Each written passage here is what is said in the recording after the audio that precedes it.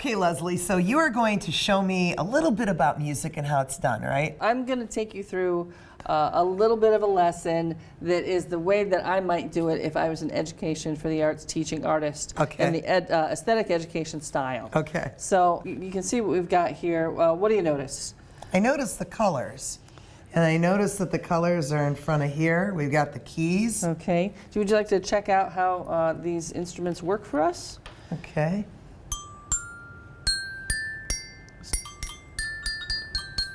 All right.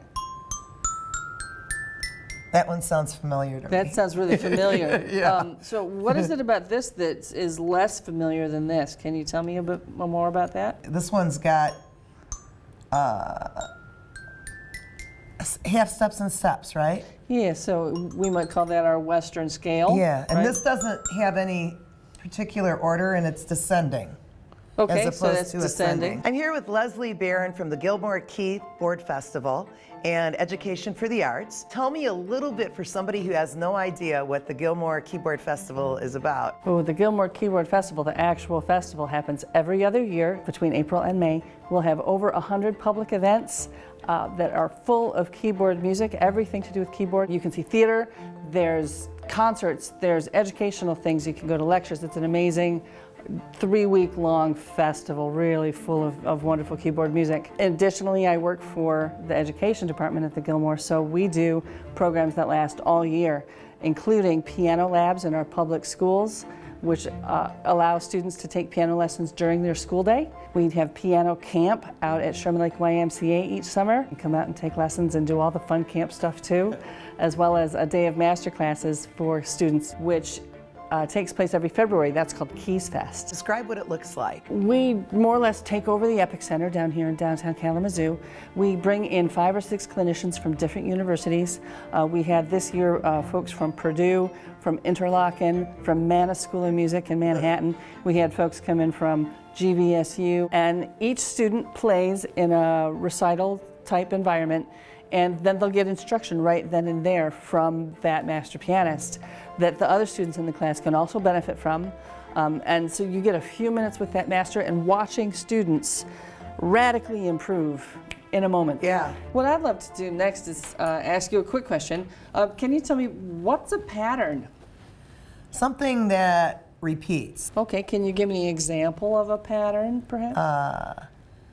Da da da da da da da da da da da. Okay, so great. That was the pattern of actual tones and notes. That's lovely. What about a visual pattern that we might see or recognize?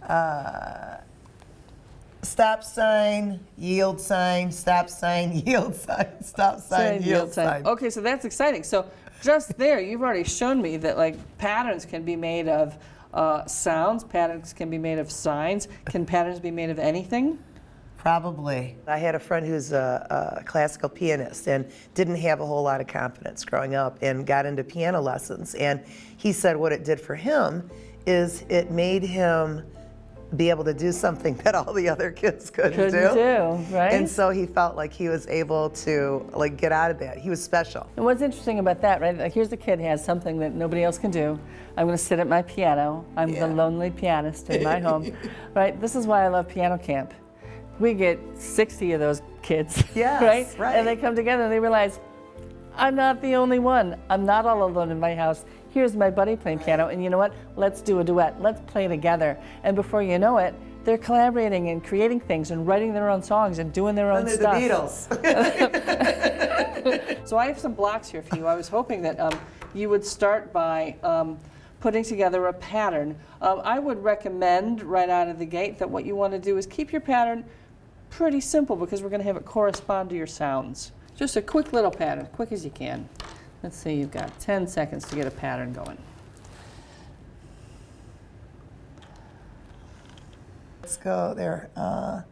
Let's go with, okay, this is, I'm going to say that's a pattern. Fair enough, that is a pattern. It's a little interesting. So far it looks like our repeater is red. Right. So would you like to play your pattern now on your keys? Let's see, red, green, red, blue, red, white. Nice. A parent, you know, an educator who's watching thinking, How do I spark that creativity? How do they spark that in a kid? I think the most important thing that you can do